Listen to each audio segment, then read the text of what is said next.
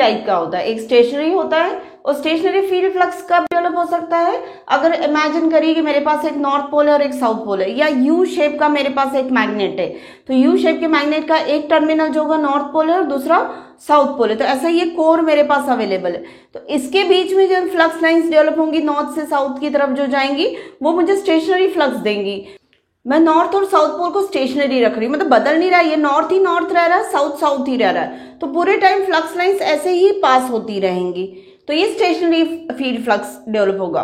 और इसमें अगर किसी कंडक्टर को या आर्मेचर वाइंडिंग को घुमा दूं तो फैराडेज लॉ के अकॉर्डिंग उस कंडक्टर के अक्रॉस ईएमएफ इंड्यूस हो जाएगा, क्योंकि rate of change of flux मिलेगा। इसी तरीके से पल्सेटिंग फ्लक्स है।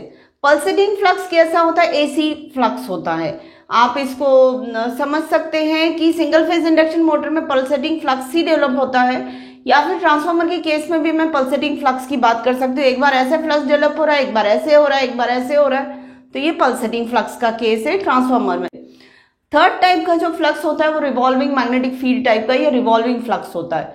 रिवॉल्विंग फ्लक्स को मैं ऐसे इमेजिन कर सकती हूँ जैसे मेरे पास एक मैग्नेट है, नॉर्थ पोल और साउथ पोल है, और इसको मैं घुमा दे रही हूँ, तो ये मुझे रिवॉल्विंग मैग्नेटिक फील्ड दे रहा है। ऐसी सिचुएशंस डेवलप होती थ्री फेज इंडक्शन मोटर में, सिंक्रोनस मोटर में, थ्री फेज इंडक्शन जनरेटर में और सिंक्रोनस जनरेटर में।